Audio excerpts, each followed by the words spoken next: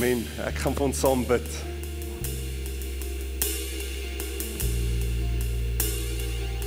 Here, dit is goed om te hoor. Het is goed om te weet. Het is goed om het te beleef. Wie elke een van ons najaag. Elke een van ons. Ongeag van waar ons op hierdie oomblik onsself bevind. Of ons wil glo besig is om te ondersoek, of al lankal op hierdie pad is, ons lewens aan U toegewy het. Elke dag jaag U ons na. Die kruis was vir ons genoeg. 'n Oop graf is vir ons 'n getuienis van U teenwoordigheid. Die Gees wat op ons neergedaal het en iets in ons wakker maak, ons nuut maak, is elke dag vir ons genoeg. En ons wil dit net celebrate. Ons wil dankie sê dat U ons najaag. En vanoggend as ons saam na skrif kyk en saam ons lewens met mekaar deel, getuienisse, en is eintlik maar die onderskrif van alles wat ons doen. Ons wil ja sê op U roepstem. Ons wil agter U aanstap. Ons wil naby aan ons Vader wees, op sy skoot sit, in sy teenwoordigheid, sy volheid beleef. En dankie Here dat dit vir ons elkeen beskik is. Elkeen wat ja sê. Ja om hier te wees, ja om hulle harte oop te maak, ja om hulle ore te spits, ja om ons gedagtes te laat vernuwe. Dankie Here vir soveel ja's wat vanoggend ook hier opgaan as ons so saam worship. Amen. Amen. Dankie Rudy, dankie Madeleine. Dit is special om vir Rudy saam met ons te hê. Ek sal vir Joe laat weet. Dit is lekker om saam met julle as 'n gemeente te wees. Die saal word so 'n bietjie voller met van ons jong mense ook. Dis 'n voorreg om vanoggend ook saam met ons kinderbediening, so by die gemeente praat ons van J-Kids, dis ons kindertjies, ons kleintjies, voorskool tot en met graad 5. En dan het ons dit goed gedink, want ons het agtergekom, as jy mos nou graad 5, 6 toe gaan, dan is jy nie meer klein nie, maar jy's nog nie vlees nie, maar ook nie mens nie, nê? So, jy's so half in between. So ons het graad 6 en 7's by mekaar gesit, hulle leer bietjie van mekaar, hulle kyk al so bietjie op na die een wat kom, bietjie leierskap goed wat oorgedra word, so graad 6 en 7's is dan ons J-Gen. Dis daai generasie wat ons weet, die Here is besig om op te rig. En by die gemeente is hulle vir ons so belangrik.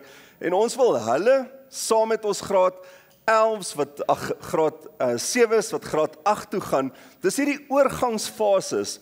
En jy weet wat se invloed het mense, en miskien 'n gemeente, miskien 'n familie, 'n groep mense op jou gehad. Miskien is daar een mentor, wat in jou lewe net ingekom het op 'n baie spesifieke tyd van jou lewe, en jou gehelp het om hierdie onsekere tye te navigate, so 'n bietjie aanpassings te maak, in jou geglo het, 'n woord van bemoediging gegee het, miskien selfs gebless het met skrif. En as ek so oor die gehoor kyk, is al 'n paar sulke mense in my lewe gewees, wat al op die regte oomblikke mylpale saam met my geselebrate het. Vanoggend sit een van die onderwysers daar van Horizon, Gerard hierso, oom Gerard, meneer Gerard, en ek kan onthou hoe ek landloop gehardloop het, en so op daai een draai, nog daai tyd by Sisselpyn. Jy onthou, dis nou in die vroeë 80's, nê? My kinders sê nou die dag, het jy nie 1900s groot geword? So, dis daai tyd. Het Gerard op daai een draai net vir my gesê, jy het dit.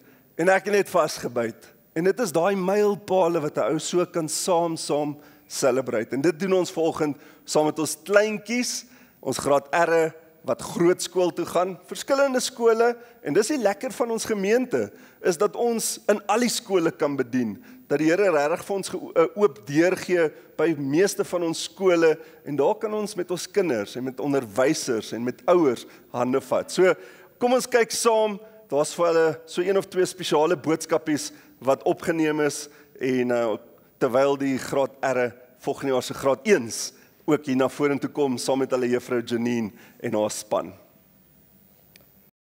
Goeiemôre toekomstige graad 1 maatjies vir 2026. Ons graad 1 juffrouens is baie opgewonde om julle maatjies te ontmoet en te leer ken. Maak nie saak na watter skool toe jy gaan in graad 1 nie. Ons graad 1 juffrouens is baie lief vir kinders. Ons deel graag trekkies uit en gee baie liefde vir kinders. Ons leer ook vir maatjies om te werk met hulle hande vir Jesus. So moenie bang wees vir graad 1 nie. Ons juffrouens is reg vir julle. Anja, wat was vir jou die heel lekkerste in graad 1? Om somme te doen en om te lees en om te skryf. En sê bietjie vir my, as jy baie lief vir jou juffrou? Ja, FC, wat wil jy graag sê vir alle maatjies wat volgende jaar graad 1 toe gaan? Hulle hoef glad nie bang te wees nie en graad 1 is baie lekker en snoepie is ook baie lekker. Hallo maatjies. Ek weet, een van die dae is julle in graad 1, gaan julle groot skool toe. En wat 'n wonderlike avontuur wag nie vir julle nie. En ek weet dit kan 'n bietjie scary wees ook, want dit gaan alles nuut wees, maar ek wil vandag vir jou sê, jy hoef nie te bekommer nie, want dit is Jesus wat jou juffrou kies. En alle juffrouens het Jesus liefde in hulle harte. Wat se nuwe dinge dink jy gaan jy leer in graad 1? ek dink ek gaan leer hoe kan 'n voeltjie se vele maak vlieg. Eli, wat was vir jou die heel lekkerste in graad 1? Om te leer lees. En nog?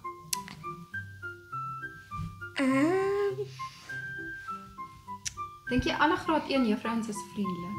Ja, Is hulle kwaai? nee, wel 'n bietjie kwaai. Ek kan nie wag om jou te sien, juffrou.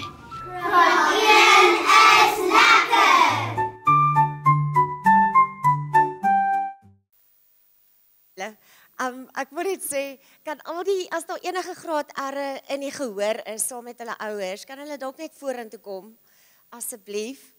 En as daar enige van die ander graad 1-tjies is, ek dink hulle hak dalk bietjie nog vas daar agter, saam met hulle juffrouens. Hierso by Rymse gemeente is dit vir ons baie, baie belangrik, dat ons kinders op 'n relevante manier moet leer van Jesus. Want as ons dit nie doen nie, dan kan hulle nie weet hoe om Jesus toe te pas in elke dag se lewe nie. So ons het wikkelwurms, hulle is 9 maande oud tot en met 2 jaartjies. Dan het ons die dapperstappers, hulle is 3 tot 5 jaar. Dan het ons die groeigoggas wat die graad 1s en graad R is en dan het ons graad 3 tot graad 5 wat die disippels is. Dan ons graad 5s het 'n groot sprong wat hulle moet maak na ons pre-tiener bediening toe en dit is JGen wat die graad 6 en die graad 7s is en dan die graad 7s spring dan al die pad na die hoërskool toe en dit is Real Deal saam met Dani. So ons wil net graag vandag saam met hierdie graad R'tjies bid en vir Jesus vra om saam met hulle hierdie groot stap te gee en dan het ons net 'n klein geskenkie wat ons vir hulle na die tyd gaan gee. Kom ons maak gou ons oogies toe. Here, ek kom vandag en ek sê vir u so baie dankie dat ons die voorreg het om in kinders se lewens te mag bedien. Here Jesus, ek vra dat u asseblief by hierdie klein graad R'tjies sal wees, waar hulle in die groot skool sal instap en dat hulle elke liewe dag sal weet dat Jesus saam met my stap, dat Jesus se lig deur hulle sal skyn en dat u wysheid vir hulle en hulle ouers sal lei. Ons bid dit in Jesus naam. Amen. Nou gaan ons oorgee en ons vra dat al die graad 7's vorentoe sal stap en dan sal Dani die oorhandiging doen.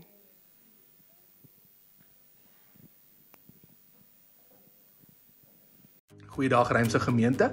Hallo julle. Hey, what's up? Dis Hendrik hierso. Hallo graad 7's. Hallo graad 7's. Hallo graad 7's. My naam is Ivani. Hallo graad 8 van 2026. Met die afsluiting van jou laerskoolloopbaan lê die hoërskool voor jou met nuwe vooruitsigte en avonture. Maak die beste van elke liewe oomblik. Dit gaan vreemd wees om soos graad 8. Hoërskool is 'n joy. As jy dit lekker maak. Moenie bang wees nie. Doen letterlik alles voluit en sit julle alles in enigiets, maak nie saak wat dit is nie. En my advies vir julle is om elke oomblik van ontgroening te geniet. Neem aan alles deel en gryp elke geleentheid vas wat jy kan. My raad aan jou is dat dit oukei is om nie al die antwoorde te hê nie. Jy gaan nog baie van jouself leer in hoërskool en jou planne vir die toekoms gaan soos 20 keer verander. So moenie dink dat jy nou al moet weet wat jy wil doen en wie jy wil word nie. Maar dit gaan lekker wees, mense maak goeie vriende en my raad vir julle vir hoërskool is om altyd op datum te bly met julle werk en op te vang wat julle mis, want die werk raak baie partykeer en dit is nie lekker om permanent agter te wees nie. Moenie angstig wees nie, as jy hulp vra. Wees jouself. Baie mense in graad 8 probeer iemand wees wat hulle nie is. En een ding wat ek geleer het is, jy hoef nie cool te wees om 'n goeie groep vriende te hê nie. Aan die ou einde van die dag stap jy saam met Jesus die pad en asseblief moenie vergeet van Jesus as jy by hoërskool kom nie. Ek moet sê Jesus het my actually deur hoërskool gebring, deur dik en dun. Ek wens julle die beste. Sterkte. Ek hoop julle geniet julle graad 8 jaar. Baie sterkte graad 7's. Julle het dit.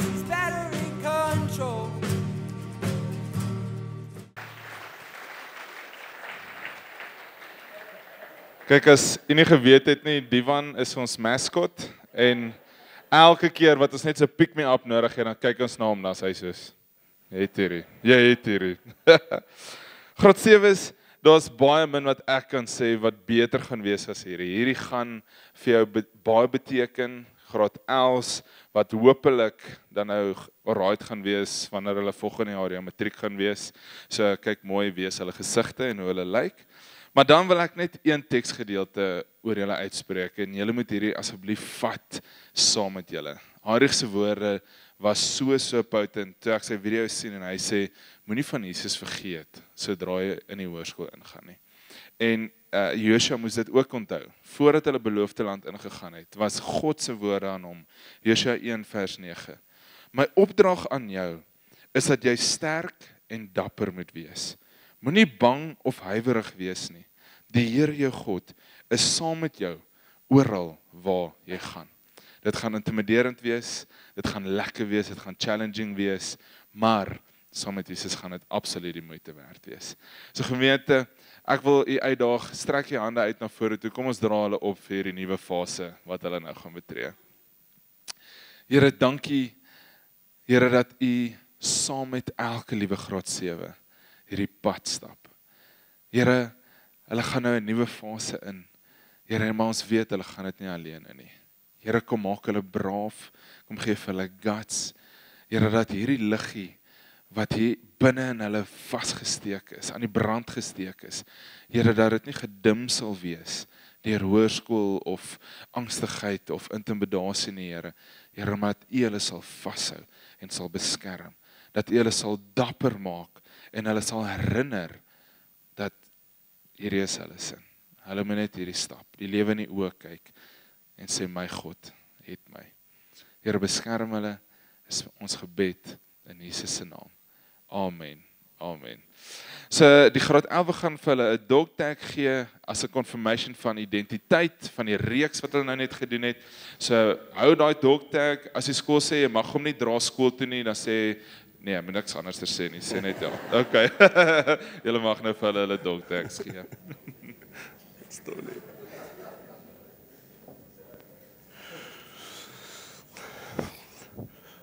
Kom ons stuur hulle met 'n lekker handeklap. Dankie Dani.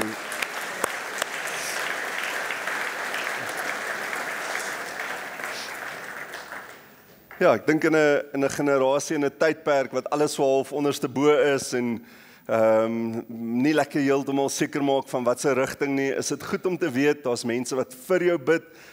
Nie net 'n gesin nie, maar 'n breër gesin, die liggaam van Christus. 'n Plek wat standvastigheid gee, 'n plek waartoe hulle altyd kan terugkom, kan vra en kan question dit wat ons hier doen, maar saam ook ontdek wat is hulle calling wat die Here hulle na toe roep. Van daai klein graad erretjie wat een toe gaan, ook so 'n bietjie nog moet uitvind van identiteit, tot natuurlik ons graad sewes wat graad 8 toe gaan na die verskillende hoërskole en hulle lig laat skyn daar.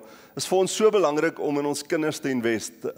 Berna met haar span, Janine, hulle doen soveel werk met die kleintjies en Dani en sy span wat hy besig is om op te rig met die grootes en ek weet maar net die een gedeelte wat die Bana groep my elke keer herinner as daai statistieke uitkom jaar na jaar, jy kan vir my sommer net daar opsit, dan besef ons dat amper 83% van mense van ons samelewing gee hulle harte vir Jesus voor die ouderdom van 14. En dis hoekom dit so belangrik is om te invest, om vir hulle 'n geleentheid te gee waar hulle daai besluit op hulle eie kan maak. En dan natuurlik 15 tot 17 en ongelukkig dink ek hoe ouer ons word, raak ons meer sinies, ons vra dalk meer vrae en ons sukkel om ja te sê op hierdie ongelooflike gedeelte waaroor ons vanoggend gesing het, die genade van die Here en dat sy genade genoeg is.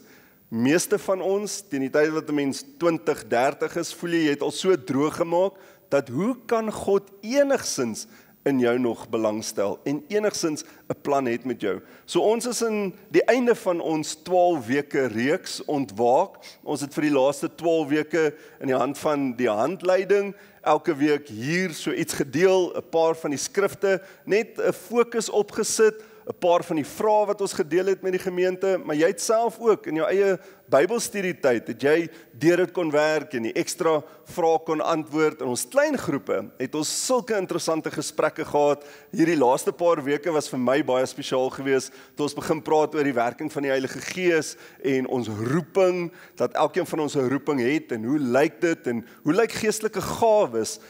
Verlede week dink ek het Jan so 'n bietjie daarna verwys, 'n hele klomp mense wat gevra het, maar ons wil daai gawes leer en ontdek en ek wil sommer eintlik maar net noem aan handleiding van verlede week dat elke een van ons gawes ontvang en gawes is amper vir my daai gereedskap waarmee die skrynwerker hierdie beeldhouwerk doen en dis wat ons ontvang, verskillende gawes. Die gawe toetse of handleidings of assessments help eintlik maar net om vir ons woorde te gee vir dit wat die Heilige Gees alreeds binne in baie van ons wakker maak en bewus maak van, omdat ons wakker word daarvoor. Ons is besig om te ontwaak vir dit wat die Here vir die gemeente wil doen, maar ook in elkeen se persoonlike lewe. So dit is so lekker om op hierdie reis te gewees het, maar vanoggend dan, juis hierdie laaste stukkie, wat ek dink vir baie mense 'n groot stuk angstigheid bring, om te kan sê, ek wy my lewe aan God toe. Want ons weet nie noodwendig wat dit beteken nie. Natuurlik is dit makliker as ons jonger is, om daai keuse uit te oefen, want dit is so half 'n oorgawe en ons glo met 'n kind se geloof wat die skrif sê, maar soos wat ons aanbeweeg, raak dit baie keer al hoe moeiliker. Ek kry die prentjie in my voorbereiding hierdie week, op 'n stadium het 'n groep van ons gesinne, nie gesinne nie, eintlik couples, het in die Drakensberge gaan stap, en ek kan onthou hoe ons besig is om ons sakke uit die kar uit te haal en die begeleiers begin gesels oor maak seker hierdie is in die sak en maak seker daai is in die sak en maak seker daai is in die sak en alles was in Wendy se sak, nie noodwendig in my sakkie. En toe op 'n stadium te besef ons maar haar sak is dalk net te swaar en ons moet so 'n bietjie begin help, die las saam dra. Maar 'n mens sien daai berg af voor jou en jy is onseker wat gaan vir jou kom, want jy hoor van al die stories en alles wat jy oplees en die Google reviews, vertel jou van wat alles in die berg kan gebeur. Maar dis eers toe ons angstigheid agterlos in die parkeerarea en die eerste tree begin gee met hierdie sak wat ons dra, wat ons agterkom, maar hier ontmoet God ons, op die weg, op die roete. En ek dink baie van ons geestelike lewe lyk dalk baie so, dat ons eers al die antwoorde wil hê. Ons wil eers deur al die vrae werk, al die goed wat die wêreld sê van ons geloof, en dan wanneer ons gereed is, dan wil ons sê, okay, nou is ek gereed, om daai volgende tree, of daai volgende stap te gee. Maar partykeer moet ons dalk sommer net begin, en sê, Here, hier's ek meld aan. Soos wat ons vanoggend eintlik maar teenoor mekaar getuig het in ons aanbidding. Elke stuk wat ons gesing het iets gesê van God se genade, die werk wat hy vir ons gedoen het, en die ja wat ons antwoord op dit. So baie van ons wonder of dit te moeilik is om hierdie veranderingslewe te kan leef. Dis 'n opofferende lewe. En ek dink veral dat daai stukkie van die opoffering vir baie van ons moeilik is. Want alles om ons rig ons in om gemak te beleef en te kan hê. Maar as ons na Christus toe kom, as ons daai lewe leef, dan sê hy, hier's nou iets wat moet weggegee word. Iets van jouself, iets van wie jy is, moet weggegee word. En daarom wil ons eenvoudig net so 'n bietjie terugslyp, dink ek, in ons ou lewens, in die gemaklike lewe in. Die maniere wat ons ken, die ou gewoontes, maar hier is die uitnodiging, en dis die challenge, en ek hoop uit hart en duidelik die laaste paar weke deurgekom, dat God roep jou vir baie meer. En hy vra vir jou om wakker te word vir dit wat hy jou na toe roep, vir 'n koninkryk wat gaan kom, vir 'n koninkryk wat hy al reeds daar gestel het, ongeag van omstandighede, ongeag van die politiek in die land en die goed wat ons ag as nie, dit werk nie uit nie, hy het die dood oorwin, en hy nooi ons na 'n lewe, Johannes 10:10, 'n lewe ten volle. So God het die geskiedenis onderbreek om die wêreld te kom verander, en so ook is dit dalk goed om vir 'n paar weke op hierdie tema vas te bly en te sê, maar hoe verander jou wêreld, want God onderbreek dit gereeld, maar hoe reageer jy op daai onderbrekings? Ons is so in die ingang van Advent, ons gaan volgende week saam celebrate en terugkyk oor die jaar, bietjie vooruit, dit wat die Here op in ons harte wakker maak, en dan gaan ons in 'n Adventreeks in, en dis daai gedagte dat God mens geword het, hierdie Jesus, wat gebore is, om saam met ons hier te kan wees, iets van sy menslikheid wat ons kom celebrate, die plekke waar hy met mense ontmoet het, wat ons na gaan kyk. Dis daai inbreek in ons natuurlike, hierdie bonatuurlike wat in ons natuurlike inbreek. En wanneer God ons lewens onderbreek, is dit ons taak om ja te sê. Dis die uitnodiging om hom te volg. Ons hou daarvan om gemaklik te wees. Ons veilige plekke, ons veilige ruimtes, ons hou vas aan die bekende. En ons hoop baie keer in die die afwater of die numbing van ons lewens, dat goed net sal beter word van self. Maar bitter min van ons vat die uitdaging, wanneer ons ja gesê het, om daai volgende tree te kan gee. Ons hou daarvan om terug te trek in ons gemak, wat ons geken het, en wat ons so goed ook baie in is, want ons kry gewoonlik 'n klomp mense om ons, om deel van daai gemak te wees. In teenstelling met dit, is die uitdaging, dat ons sal ja sê, op sy uitnodiging. En soos ek gebid het, is sy uitnodiging elke dag, na elke een van ons toe. Terwyl die grootsheid van ons ja sê vir Jesus, baie keer in die triespieël is, vir baie van ons, kom daar elke dag 'n nuwe ja sê. So as ek sê, dat ek kies Jesus, of ek het my lewe aan hom toegewy, of ek het hom aangeneem as my verlosser en my saligmaker, dan is dit vir 'n groot persentasie van ons, as ek die statistieke so dophou, dat dit iets is wat dalk baie lank terug gebeur het, iets wat ek nie eintlik meer gereeld oor hoef te dink nie, want ek weet mos nou, ek is op hierdie pad, ek het hom daai tyd al gekies. Maar vanoggend wil ek ons herinner, dat daar ook ander gedeeltes van hierdie pad is, waarvoor ons moet ja sê. Ek weet, dat ons opdrag en ons roeping wil beskerm en bedek met die hoop dat Jesus ons nie noodwendig gaan in die donker laat of alleen laat, of dalk soos baie van die wonderwerke wat hy gedoen het met die siekte of met die blindheid of met die gestremdheid laat nie. Hy kom en hy breek in, hierdie wêreld in, en hy kom rig ons op. En dan vra hy maak die uitnodiging. Nou daar's in die week se voorlees 'n gedagte oor Abraham se ja wat hy moet sê, Maria, die aanbreek of die aankondiging, hierdie jong dogter wat moet ja sê vir die roeping wat op haar lewe geplaas word, die feit dat sy die Messias gaan 'n ma voor moet wees, maar dan saam met hierdie ja sê ook dat ons nie gelyk word aan hierdie wêreld terwyl ons ja sê nie. Ons kyk na Paulus se ja sê, en dan natuurlik hoe hierdie ja sê ons verander. Want om met Christus in verhouding te tree beteken, ons los 'n klomp goed agter. Ons sit 'n klomp goed neer. So Matteus 4 vers 18 tot 22 praat juis van hierdie roeping. Op 'n dag toe Jesus langs die see van Galilea loop, sien hy twee broers, Simon, ook bekend as Petrus, en sy broer Andreas. Hulle was besig om nette in die see uit te gooi, hulle was vissers van beroep. So Jesus ontmoet hulle, daar waar hulle doen wat hulle elke dag doen. Hulle doen en late, so jou werk. Jesus kom ontmoet jou daar, hy maak die uitnodiging in jou omstandighede, en hy sê dan, daarop sê hy vir hulle, kom, word my disippels, en ek sal julle vissers van mense maak. So hy gebruik hulle persoonlikheid, hulle identiteit, hulle gawes, dit waarna hulle goed is, hulle talente selfs, en hy verander dit, en hy sê, maar ek gaan vir jou iets anders gee, en jy gaan dit gebruik, om nou nader aan my te kom stap. En dadelik het hulle nette gelos, en Jesus se disippels geword. Nou, weer eens, as ons so na die skrif lees en kyk, dan lyk dit so, okay, hulle was nog hier eendag besig om hier te werk, hulle dinge te doen, Jesus kom verby en sê, volg my, hulle sit dit neer en hulle stap weg. Wat in my kop net nie sin maak nie, want daar's verantwoordelikhede, Jesus, ek het 'n paar goed wat ek nog moet beplan, en wat daar's nog 'n vakansie wat nog voor lê, miskien na die vakansie. Maar hy sê hierso, hy roep hulle, en die ja, of die vraag is so groot, dat hulle nie anders kan, as om agter hulle aan te stap nie. Matteus 4, vers 18, 22, vers 21, sê hy dan 'n entjie verder, het hy twee ander broers gesien, Jakobus die seun van Zebedeus en sy broer Johannes, hulle was in die boot besig, om saam met hulle pa aan hulle nette te werk, en daarop roep hy hulle om ook te kom.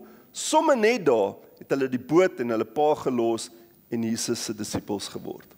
Elke keer as ons iets lees van Abraham se ja, Maria se ja, Paulus se ja, dan is daar ook 'n nee wat saam met dit kom. Want as jy ja sê vir Jesus, sê jy ook nee vir 'n klomp ander goed.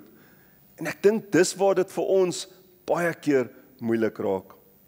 Onthou die getuienis oor hoe Petrus en die disippels terugkeer na hulle normale lewens. So Jesus roep hulle as disippels. Hy spandeer so 3 jaar saam met hulle, hy leer hulle, hy wys hulle, hulle sien hierdie wonderwerke gebeur, hy leer hulle oor die koninkryk van God, hoe hierdie koninkryk anders lyk as die wêreldse koninkryk, hy invest in hulle saam, en dan ewe skielik, hierdie prentjie wat hulle vir hulle self geskep het van 'n koninkryk wat hier gaan inbreek in hierdie wêreld, word onderste bo gedraai, Jesus wat gekruisig word, en dan 'n leë graf. Al daai klomp emosies waarmee hulle moet werk. En nou keer hulle terug van Jerusalem af na hulle elke dag toe. Vir 'n oomblik het hulle gedink, hierdie gaan anders wees, hierdie gaan anders lyk, dit gaan my uit my omstandighede kan uithaal. Maar nou moet hulle begin deel met die elke dag se verantwoordelikhede, en dit is so half asof hulle moet opgee op dit wat hulle oor ja gesê het en vir ja gesê het 'n paar jaar terug.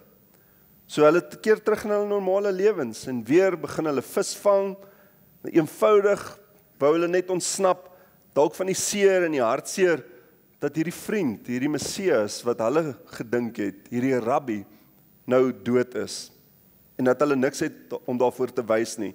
Al die tye van saam eet, saam kuier, saam lag, wonderwerke doen, mense, skares, ewe skielik so niks. Ek dink hulle was moeg, en dalk was Petrus so 'n bietjie fed up ook gewees, dat dit waaraan hy sy lewe nou vir 'n paar jaar gegee het, nie uitgewerk het nie. En tog was Jesus gelukkig nie klaar met Petrus nie. Petrus was steeds 'n volgeling van Jesus. Hy het nog steeds die ervarings in sy hart gedra. Hy het nog steeds die ja wat hy daai tyd gesê het vir Jesus, nog steeds by hom gehad. Maar dit moes nou anders begin lyk. Petrus moes 'n nuwe lewe van ja beleef. Jesus het aan Petrus verskyn aan die oewer van die see van Galilea. Ons ken daai verhaal. Nadat hy dan die hele nag lank vis gevang het, nie net het hy daar met die opgestane Jesus te doen gehad nie, maar hy het 'n nuwe roeping ontvang. Hy moes 'n nuwe ja gee. Jy kan vir my die stuk daar opsit van hierdie ervaring wat hy gehad het. Na hierdie dinge het Jesus weer aan sy disippels verskyn by die see van Tiberias. Tiberias is maar die area, die see van Galilea, en Tiberias is die stukkie kuslyn waarvan gepraat word. En hy het so verskyn. Daar was by mekaar Simon Petrus en Thomas, wat Didymus genoem word, en Nathanael van Kana in Galilea en die seuns van Zebedeus en 2 ander van sy disippels. So die hele groepie van hulle het saam teruggekeer na dit wat hulle geken het, om vissers te word. Simon Petrus sê vir hulle, ek gaan visvang, en hulle sê vir hom, ons gaan ook saam met jou. En hulle het uitgegaan en dadelik in die skei geklim en in daardie nag het hulle niks gevang nie. En toe dit al dag geword het, staan Jesus op die strand, maar die disippels het nie geweet dat dit Jesus was nie. En Jesus sê vir hulle, my kinders, het julle nie iets om te eet nie? En hulle antwoord hom, nee. En hy sê vir hulle, gooi die net aan die regterkant van die skei en julle sal kry. Hulle het toe gegooi en deur die menigte van visse was hulle nie meer in staat om dit in te trek nie. Nog 'n wonderwerk wat hier in hulle teenwoordigheid gebeur, al volg hulle nie meer Jesus in persoon nie, kom ontmoet hy hulle terwyl hulle besig is, hartseer is, teleurgesteld is, van die lewe wat hulle gehoop het gaan wees, en hy kom ontmoet hulle daar, en hy gee hulle in oorvloed. Dit wat hulle nou vir die hele nag uit hulle eie krag en vermoëns gedoen het, kom hy en hy draai om, en hy gee vir hulle in oorvloed. En dan hierdie stuk waar hy dan vir hulle ontbyt maak, dis nou ook nou nie die ontbyt waaraan jy gedink het nie, maar brood en vis wat hy gereed het. En toe hulle aan land kom, sien hulle 'n vuurtjie met 'n vis wat daarop lê, en daar was ook brood. Jesus sê toe vir hulle, bring van die vis wat julle so pas gevang het. Simon Petrus het dit in die boot geklim en die net aan land getrek. Dis was vol groot visse. 153 van hulle. Al was daar so baie, het die net nie geskeur nie. Jesus het hulle uitgenooi, kom kry ontbyt. Nie een van sy disippels het dit gewaag om hom te vra, wie is u nie? Hulle het net geweet dat dit die Here is. As jy lank genoeg saam met hom wandel, dan word daar weer iets in jou wakker. Dan onthou jy weer die ja wat jy daai tyd gesê het. Jesus het nader gekom, die brood geneem en aan hulle uitgedeel, net so ook die vis. Dit was reeds die 3de keer dat Jesus aan sy disippels verskyn het, nadat hy uit die dood opgewek is. So hy is besig om aan verskillendes van hulle weer wakker te maak, die eerste ja wat hulle gesê het. Ongelukkig, meeste van hulle, teruggekeer na hulle normale lewe, wat so half nutteloos vir hulle gevoel het, en dan ontmoet hy hulle daar. En vir hierdie groep manne, sy vriende, gee hy brood en vis. Onthou jy die laaste keer dat Jesus saam met hulle vis en brood gebruik het, aan sy disippels uitgedeel het? Dis tydens daai geleentheid waar hy vir die 5000 gevoed het, waar hulle moes gaan, elkeen van hulle en uitdeel, hierdie paar broodjies en paar stukkies vis. Jesus het armoede in oorvloed verander. Jesus het vrees en geloof verander. Jesus het 'n wonderwerk gedoen om te wys dat God 'n God van geregtigheid vir alle mense is. Alle mense wat honger is na geloof, honger na liefde, sal hy ontmoet. En daar was plek vir meer. Daar was plek vir 'n Petrus ook aan daai tafel. Jesus het aan Petrus verskyn, selfs nadat hy hom 3 keer op verskillende momente getuig het of verloon het, dat hy nie Jesus ken nie. En dan kom hierdie vraag wat hy aan hom vra. 3 keer vra hy vir hom 'n ja-vraag, waarop hy moet antwoord ja. Hy vra vir hom, het jy my lief? En dit is so asof Jesus wil hierdie 3 keer se verloning elke keer sê, ek vee daai uit, want jy antwoord ja. En ek vee die volgende een uit waar jy my verloon het, en waar jy teruggekeer het om net die normale te doen. En 'n 3de keer vra hy vir hom, het jy my lief? En dan antwoord hy, dan laat my skape wei. Jesus het dit 3 keer vir Petrus gevra. Elke keer was Petrus dalk angstig en hy was bang, want hy het geweet wat dit gaan beteken om Jesus te kies. Ja, Here, U weet dat ek U lief het, antwoord Petrus. Jesus sê vir hom, wees 'n herder van my skape. 'n 3de keer vra Jesus om, Simon, seun van Johannes, het jy my lief? En Petrus het hartseer geword omdat Jesus hom 'n derde keer gevra het. Party geskietskrywers sê daar was berou by hom gewees, dis die hartseer, maar ander skrywers sê weer dis omdat hy net geweet het Jesus is met hom. Hy was oorweldig deur die teenwoordigheid van hierdie Messias, van God, drie-enig. En hy vra vir hom, het jy my lief? En hy antwoord Jesus, Here, U weet alles. U weet dat ek U lief het. Jesus sê vir hom, gaan en versorg my skape. Saam met die ja, kom 'n opdrag. Kom iets wat hy nou mee gaan moet doen. Iets waarmee hy gaan moet besig raak.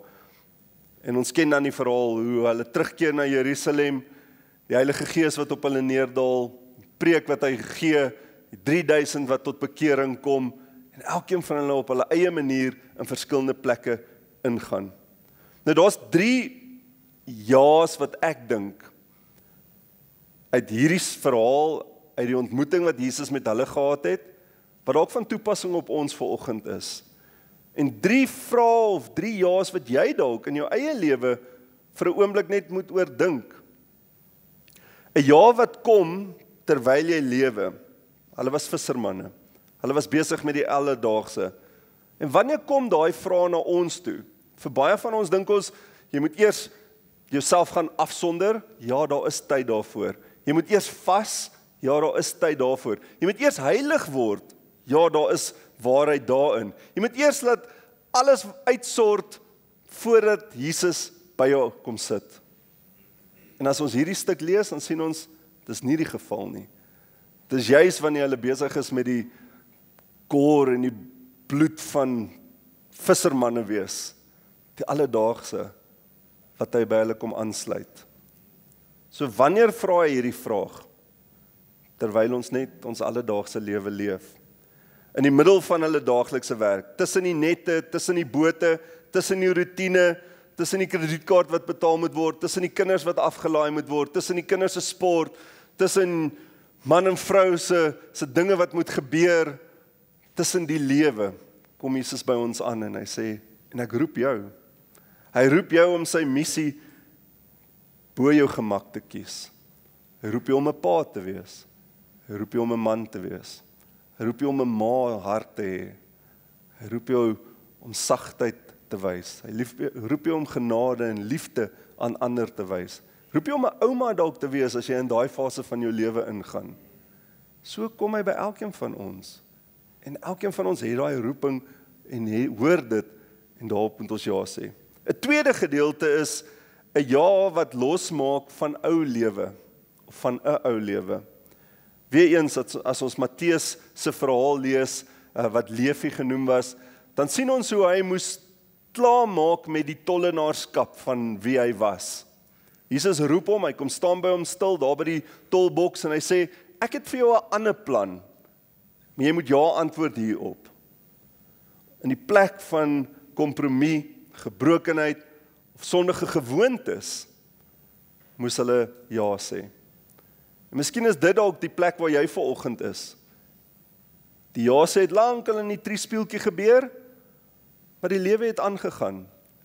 Daar's besluite wat gemaak was, omstandighede wat beïnvloed is, en vandag is jy op 'n plek waar dit donkerder lyk as toe jy daai tyd die besluit maklik kon maak. En dan kom die vraag, maar jy gaan moet losmaak van die lewe wat jy nou leef. Die manier wat jy het, die manier kies wat jy het, die gewoontes waaraan jy vashou. Vir Matteus moes hy die takskantoor of die belastingkantoor, die winsgewendheid wat hy, die sukses wat hy nagejaag het, moes hy los. Hy moes sy huis oopmaak vir ander om Jesus te ontmoet. As jy dink aan Saggeus wat in die boom sit, antwoord hy ja en hy nooi mense na 'n tafel toe. Jesus roep ons uit om in hierdie donker ruimtes 'n nuwe doel van gasvryheid en 'n getuienis te kan lewer. Wanneer jy ja sê in jou omstandighede, dan begin God jou omstandighede te verander en dit word 'n getuienis. Dit waaroor jy nou skaam is, dit wat jy wegsteek, dit wat jy so bang is iemand agterkom of uitvind, dit kan jou getuienis word. Wanneer God dit begin gebruik en jy toelaat dat jy dit in sy hand sit. 'n Laaste of 'n derde uitnodiging is 'n ja wat groei wanneer ons begin ondersoek instel in ons eie lewens. Filippus reageer dadelik en word 'n uitnodiger aan ander wanneer Jesus met hom ontmoet, met hierdie woorde wat hy sê, kom en kyk. Die disippels, as Jesus by hulle kom staan, meeste van julle, wanneer Jesus hulle roep, dan stap hulle na vriende toe, mense in hulle lewe, en sê, maar kom saam. Hulle self word die getuienis van hierdie ontmoeting. Nathanael sê, ja, na 'n persoonlike ontmoeting met Jesus, wat sy hart dan bloot lê. Jesus vrees nie ons vra nie. Jesus aanvaar iemand wat eerlik soekend na hom is. So watter ja gee jy vanoggend? Is dit dalk 'n ja van gehoorsaamheid? Ja, Here, ek aanvaar die kruis. Ek het nog nooit hieraan gedink dat my lewe aan U moet behoort nie. Ek het nog altyd eintlik net vir myself geleef. Maar ek besef vanoggend dat die grootste ja wat ek kan sê is, ek aanvaar dit wat U aan die kruis gedoen het. Dis genade en dat U my kom ontmoet en dat ek nou skoon gewas is, sondeloos voor U kan kom staan omdat U dit op U geneem het. Dis dalk die eerste ja vir van ons wat vanoggend hier is. Vir ander is dit dalk net, ja Here, ek aanvaar dat daar vernuwing moet gebeur. Ek het bietjie stak geraak in my ou manier van dinge doen. My gewoonte Christendom. Ek sê ja vir vernuwing. Of dalk net, ja Here, ek sê ja om ander te nooi, om te begin 'n getuienis lewer. Ek het die laaste paar weke net gesien hoe 'n klomp manne bymekaar kom en hulle lewens net met mekaar deel, die struggles, maar ook die lekker, dit wat die Here besig is om te doen vir hulle en deur hulle en met hulle, en net aanvaarding te kan beleef, en hoe daai getuienis besig is om vriende bymekaar te bring, ouens wat deur dik en dun vir mekaar gaan opdra aan die Here. Dan dalk die laaste ja, is ja Here, ek aanvaar dat ek 'n offer gaan gee. Dat my geloof in U iets van my gaan kos. Dat ek goed gaan moet neersit, gaan moet agterlaat, 'n lewenstyl, dalk vriende in die proses, dalk finansies. Dit wat ek aan vasgehou het, ek gaan dit moet neersit. En ek sê ja vir U. So jou ja is die begin van jou storie met Jesus. Matteus 5 vers 33 tot 37 sê Jesus, of het Jesus gesê, kom hier, kom saam met my en ek sal julle vissers van mense maak. Hulle het dadelik die nette gelos en hom gevolg. Miskien moet jy jou nette los en hom net volg. Op een van daai 4 plekke vanoggend. Jesus roep nie net mense in die Bybel nie, hy roep ons vandag. Dis hoekom ons by mekaar is, om mekaar te herinner daaraan. Hierdie roep begin altyd met 'n uitnodiging. Eerste, volg my. Nee, ek gaan al jou probleme uitsort en jou gesond maak. Dit kom ook, maar die roeping is altyd eerste, volg my. Die vraag is, hoe het mense in die Bybel ja gesê en hoe sê ons vandag? Handelinge 2:38 het Petrus geantwoord, bekeer julle en laat elkeen van julle gedoop word in die naam van Jesus Christus en God sal julle sondes vergewe en julle sal die Heilige Gees as 'n gawe ontvang. Bekeer julle en laat elkeen van julle gedoop word. Laaste vers is Romeine 12 wat jy vir my kan opsit, Nico. Ons het immers almal gesondig. Elkeen van ons het 'n storie, het 'n rede as ons regtig moet eerlik wees, hoekom God in ons oë ons nie sal aanvaar nie. Ons almal het gesondig. Ons almal het God beroof van die eer wat hom toekom. Maar nou spreek God ons in sy genade vry op grond van die verlossing wat Christus Jesus vir ons verkry het. Dis die kruisdood. En dit sonder enige verdienste van ons kant. Dis die uitnodiging. Want God het hom gestuur as 'n offer wat deur sy sterwe versoening bewerk het vir almal wat glo. Op hierdie manier het hy duidelik aangetoon wat sy vryspraak behels. Elke een van ons het nou daai geleentheid om na hom toe te kom en ons lewens aan hom te kom oorgee. Dis die uitnodiging. En ek wil vanoggend vir jou vra, waar pas jy in daai 4 gedeeltes?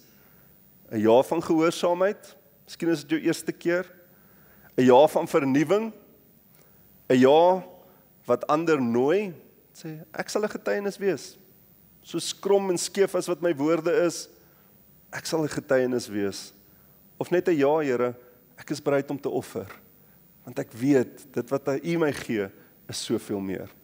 Ek gaan vir ons vanoggend saam bid, en ek wil hê, jy moet in jou eie hart net antwoord op een van daai 4. Ek gaan vir jou geleentheid gee, en dan gaan ons daai gebed opdra aan die Here. Kom ons maak ons oë toe.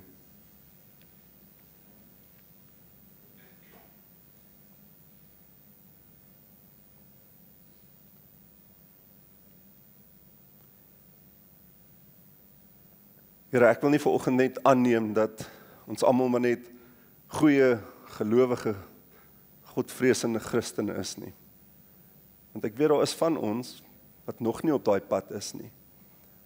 Wat nog met verskonings of vrae of selfs teleurstellings sit. En dit het ons hard gemaak, mure gebou, dat ons nie heeltemal volkome kan ja sê, ons lewe net neersit en sê ek volg U ten volle nie. Maar dankie Here dat genade op genade, grace on top of grace, ons agterna jaag, a reckless love, 'n opofferende liefde. En mag daai liefde hou vas vanoggend op hulle harte kry, hulle wat hier sit en sê, ek wil dit weer 'n kans gee, ek wil weer U kies, ek wil weer ja sê op hierdie roepstem om U te volg. Ek weet nie wat dit beteken nie, ek weet nie hoe dit gaan uitwerk nie, maar ek wil soos 'n Petrus, die tye wat ek hier verloon het, regmaak. In oorvloed gaan U vir ons gee. U gaan herstel bring. Dankie vir hulle wat dan vanoggend daai besluit maak. Ons bid dat U hulle gebed, hulle uitroep sal hoor. En dat U sal by hulle kom stil staan. En dat die Gees hulle sal vul. Dat vanoggend vir hulle 'n mylpaal, 'n oomblik sal wees waarna hulle sal terugkeer en sê, daai dag het ek Jesus gekies. Ek was oortuig dat my lewe betekenis het. Ek het ja gesê.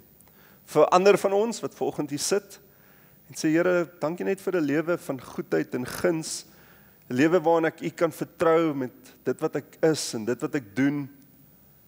Maar ek wil hiervan begin getuig. Ek wil ander vertel daarvan. Ek bid Here dat die Gees ons sal bold maak, dat ons krom woorde reguit houe sal slaan, dat dit mense se harte sal aanraak en dat U verheerlik sal word daardeur. Dankie Here dat elkeen van ons wat daai ja's al geantwoord het, ook kan sê, Here, ons wil iets opoffer. Minder van myself, meer van U. En dankie dat U seëninge iets van ons eie ekkigheid begin uitdruk. En dat ons nader aan U kan kom staan, Here. Wat dit ook al kan beteken vir ons wat vanoggend hier saam is, U stap 'n pad met elkeen van ons. En U gaan vir ons wys, en U gaan vir ons mense oor ons pad bring. U gaan ons leer hoe lyk daai lewe waar ons met oop hande leef. Ons as 'n gemeente mag dit ook so wees vir ons as liggaam wat hier vanoggend saam is. Ons vra dit in U naam. Amen. Amen. Ons glo vanoggend dat jou tyd saam met ons 'n ja in jou hart wakker maak. 'n Ja vir 'n lewe saam met Hom, maar ook 'n ja vir 'n lewe saam met ons. Ons is besig met ons Matlabana uitreik. Dis ons einde van die jaar geleentheid, so ons gaan die 7de Desember, gaan ons na die diens, sommer almal lekker saam, na die koffie en tee, van die pakkies pak. So Matlabana doen werk binne polisiestasies, maar spesifiek vir kinders wat deur ongelooflike trauma gaan, en ons probeer dat daai tweede trauma nie weer gebeur, wanneer hulle, dit wat met hulle gebeur het, met hulle liggame gebeur het, aanmeld nie. So hierdie gedeelte van 'n care pack wat ons wil pak, en jy het 'n blaadjie gekry, waarop 'n hele klompie goed is wat ons nodig het, om in hierdie pakkie te sit. Dis nou al so deur die jare ondersoek, en gekyk, dis die beste manier om hulle op hierdie oomblik te versorg, So as jy deel van dit wil wees, volgende week is die laaste geleentheid wat jy die inhoud vir ons kan na die kerk toe bring, en dan die 7de gaan ons as 'n gemeente sommer saam oor dit bid, en dit dan ook so pak en aan Matlabana se bestuur ook vir hulle oorhandig. Ons klein groepe sluit af hierdie week, die 26ste, ons laaste geleentheid vir hierdie jaar, en dan ook ons aanlyn geleentheid donderdag die 27ste is die laaste geleentheid, en dan sal ons dit volgende jaar weer hervat en verder bespreek. En dan, soos julle ook weet, as jy deel van die manne en die gebedsgroepe is, alles is besig om so bietjie stadiger te beweeg. Jy kon sien met die hoeveelheid kleintjies wat hier voor is, ouers wat al reeds sê, kom ons haal net asem. So, volgende wil ek jou seën en ook sommer net vir jou opdra aan die Here met hierdie volgende blessing. En nou mag die genade van die Here Jesus Christus, sy liefde, sy krag en sy uitnodiging helder en duidelik na elkeen van julle kom wat vanoggend ore het om te hoor. Mag dit so wees. Amen.